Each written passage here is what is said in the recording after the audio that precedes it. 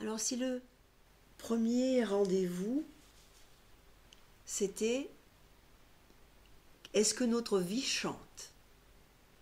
Parce que c'est là que nous allons inviter notre ange, là où elle ne chante pas. Si le deuxième rendez-vous, c'est mais est-ce que je le connais, celui à qui je vais demander de l'aide? Est-ce que je le connais? Le troisième rendez-vous, c'est mais qui est l'ange pour nous? Vous comprenez qu'il existe tant de versions de l'ange. Il existe tant de manières d'en parler. Vraiment, peut-être que la différence avec toute l'ange et la théologie, la manière dont on en parle dans tous les textes, pas seulement les textes chrétiens, c'est une manière théorique de parler de la place de l'ange. Et que dans notre mouvement, c'est tout autre chose. Il est notre ange gardien, celui qui nous guide, pas à pas. Et tout de suite, dès le début de notre rencontre avec Gita, quand elle est arrivée chez nous, tout de suite elle nous a dit arrêtez de l'appeler ange. Parce que ange, c'est un mot qui a une connotation trop religieuse et qui est un nom général. Mais qui est-il pour vous? Qui est-il pour vous? Et tout de suite, elle nous a dit, voilà qui il est pour moi. Alors on va entendre comment Gita parlait de son ange. L'ange est notre moitié vivifiante. Et nous sommes sa moitié vivifiée. L'ange est notre préfiguration invisible.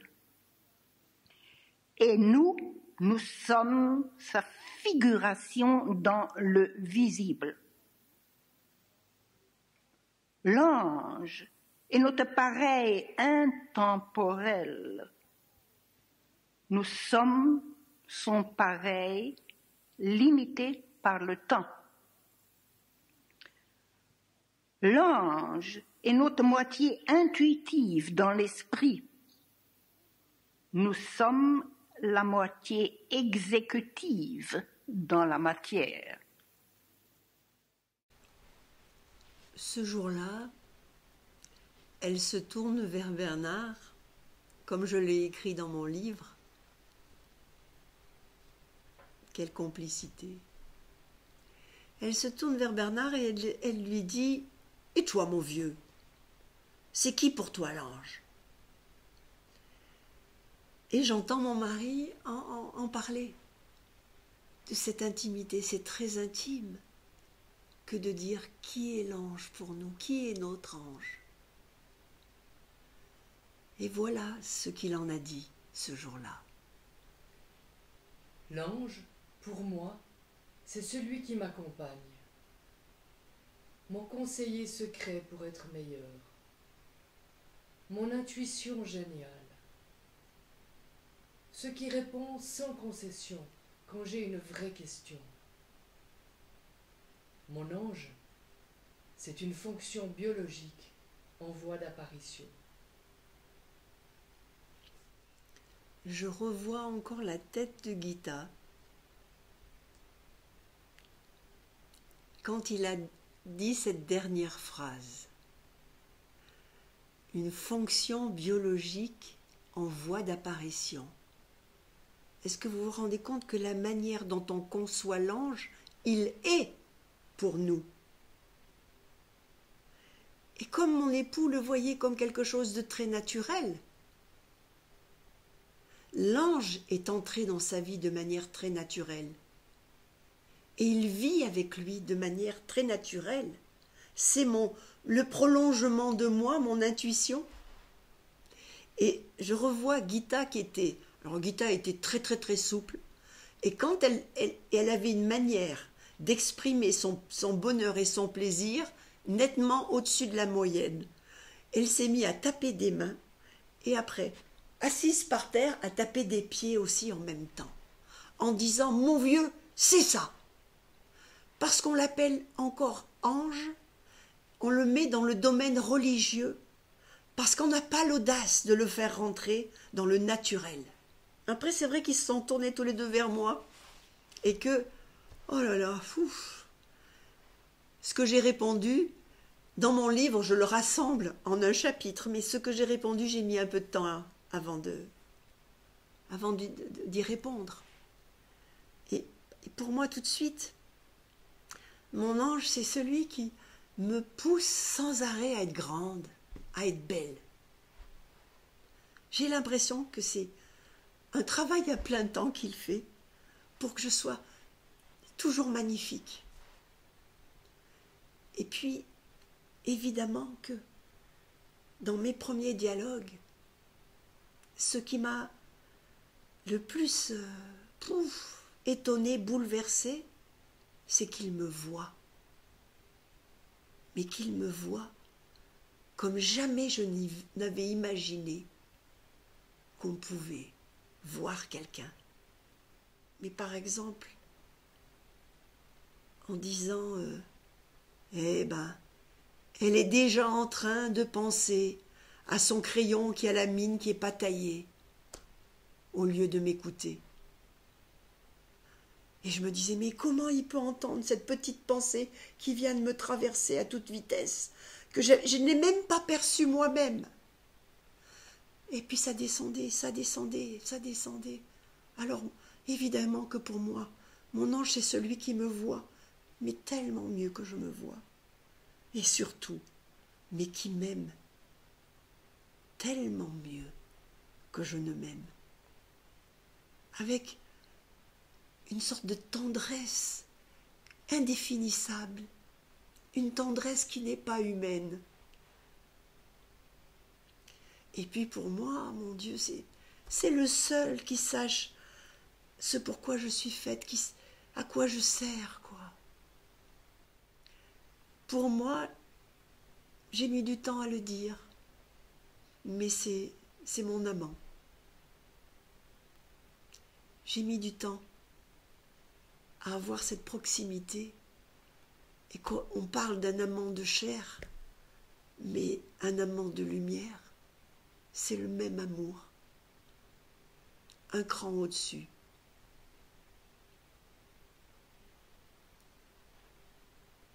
Et pour vous, qui est votre ange ?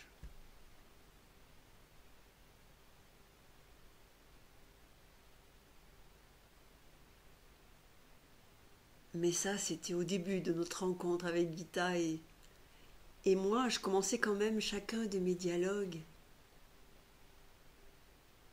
Là, vous avez une définition de votre ange, quelque chose qui vous habite là maintenant. Ah oui, c'est mon guide, c'est ma voix intérieure. Ah, c'est celui qui me répond chaque fois que j'ai une vraie question. C'est ma conscience. Mais ça va plus loin que ça. Moi, j'avais vraiment pris l'habitude de commencer tous mes dialogues par mon ange. Voilà où j'en suis là aujourd'hui. J'ai besoin de toi à cet endroit. Et je me présentais à lui. Et un jour, il m'arrête net. Et en me disant, tu te caches derrière le mot ange pour éviter de me rencontrer autre à chaque instant. Parce qu'à chaque instant, toi, tu es autre. Et ça m'a rappelé un passage des dialogues où les anges disent, mais appelez si vous avez besoin de force. Allez, appelez l'ange de la force. Si vous avez besoin de parler, appelez l'ange, celui qui parle. Mais notre ange, il contient toutes ces facettes. Et nous allons faire venir vers nous l'ange dont nous avons besoin. Et pour cela, il faut que nous identifions où est-ce que nous avons besoin de lui. Alors parfois, c'était mon ange, allez, la joie de ma vie. je l'appelais, la joie de ma vie. Ah, j'ai besoin de toi parce que tu as vu comme je suis morose aujourd'hui. Ah, toi qui sais le sens des choses, montre-moi à quel endroit je n'ai pas vu tout le sens de cette maladie qui m'arrive. Allez, ah, toi qui as une patience infinie. Voilà. Vous vous rendez compte que c'est de la même manière que lorsque nous appelons notre époux, nous pouvons l'appeler de différentes façons et nous attirons celui que nous appelons. Si nous disons « Ah, mais t'es pas encore là, toi, mais viens, depuis le temps que je t'appelle, t'étais où ?» Eh bien, oh, c'est un mari ou une femme pas très... qui arrive en freinant des cas de fer. Et si on dit « Mais mon amour, ma chérie, j'ai besoin de toi », eh bien, c'est celui-là qui vient, celle-là qui vient. Voilà notre pouvoir. Là maintenant, nous allons écouter comment Gita, à la fin de sa vie, parle de son ange, parle de l'ange. Plus de 40 ans après ces événements auxquels seul j'ai survécu, je reprends la parole.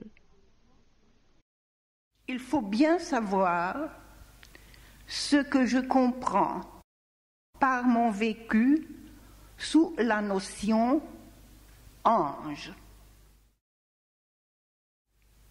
Ce qui est capital est ceci: comment cet être spirituel agit en moi et par moi. Ça, c'est capital. Là, je crois que Gita a résumé exactement la place de l'ange dans nos vies. C'est est-ce que je suis guidée par lui? Est-ce que ce que je fais dehors, c'est parce que j'ai entendu la manière dont il voyait lui les choses? Est-ce que j'ai renoncé à ma version des choses pour la sienne? Comment il agit en moi et comment moi j'agis par lui? Mais surtout, ce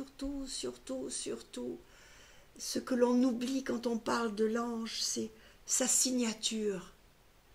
C'est de se sentir aimé. Moi, je sais que j'y suis. Quand quoi qu'il dise, quoi qu'il se passe, je me sens aimé. C'est lui. On va écouter Gita qui nous en parle. C'est une certitude inexplicable, mais absolue, qu'on est aimé. Depuis toujours, maintenant et à jamais. On est aimé.